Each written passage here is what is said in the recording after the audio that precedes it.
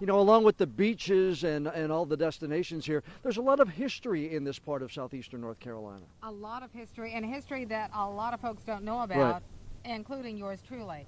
As a matter of fact, my family vacationed here during the summer for many years, and I didn't discover until doing some research for this trip that in 1949, the only place on the coastal community that African Americans could buy beachfront property was on Topsail Island. Wow. And from that was a community called Ocean City.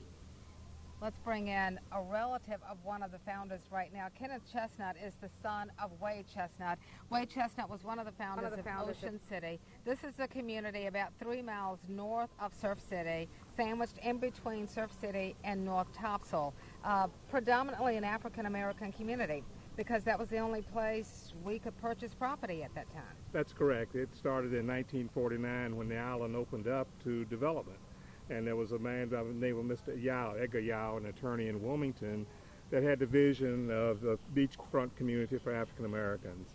And he contacted Dr. Gray, who contacted my brother and my dad, rather, and his brothers, and they committed themselves to redeveloping this 1 mile stretch 3 miles north of Surf City.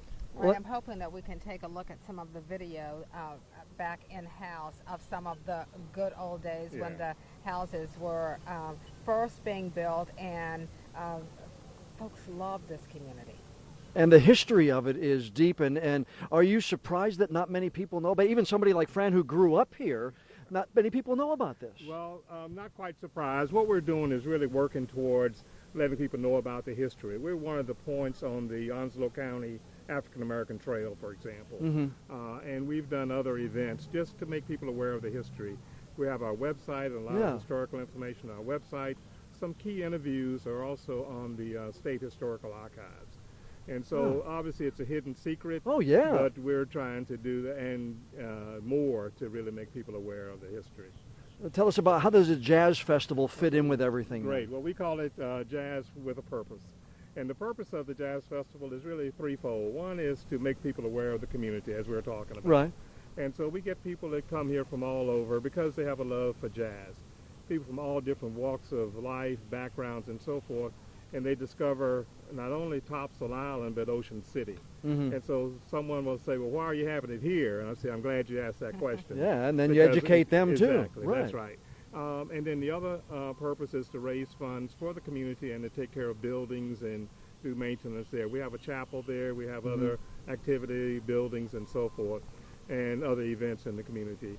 And then the third purpose is really to keep the vitality of the community alive, and particularly transfer it to younger people and make them aware of the history of the community. Too much of that gets erased too quickly. Well, and not just erased, people need to be reminded of that very important part of history, because again, it's mind-boggling to me that in 1949, the only place in North Carolina where African Americans could purchase beachfront property was right here on Topsail Island. The Jazz Festival, July 7th through the 8th. If you want more information on how to purchase tickets, just go to our website. Look for the story that says 9th Annual Ocean City Jazz Festival. Fantastic. And we hope you have as great weather for the festival as we had here today. We hope so too. Thank y'all so much. Thanks, Kenneth. Appreciate it. Thank you.